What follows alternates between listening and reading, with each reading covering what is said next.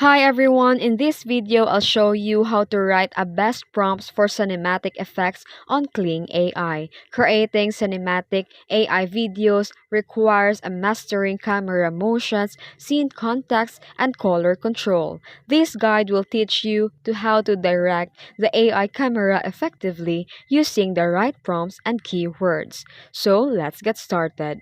Start with the fundamental camera movements using simple keywords. The fixed lens, it keeps the camera perfectly still.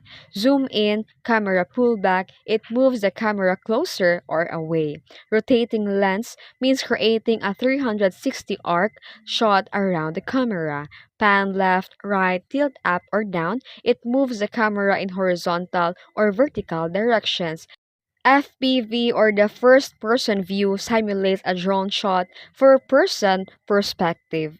And then you can also combine the camera movements and character actions. To add depth, blend camera motion with character actions. Rotate around her, panic expression builds intensity. Then zoom in his eyes, camera pulls back, revealing a weapon and adds suspense. Then camera tilts up with a reveal futuristic skyline. It expands the scene naturally.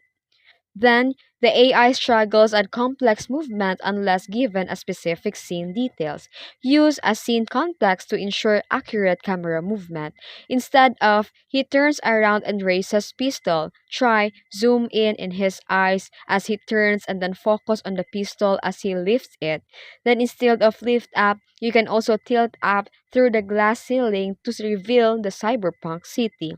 Also, to maintain the color consistency, to avoid unwanted color shifts in AI-generated videos, use unmuted colors. Prevent random saturation changes. Remove the neon if you want a natural tone.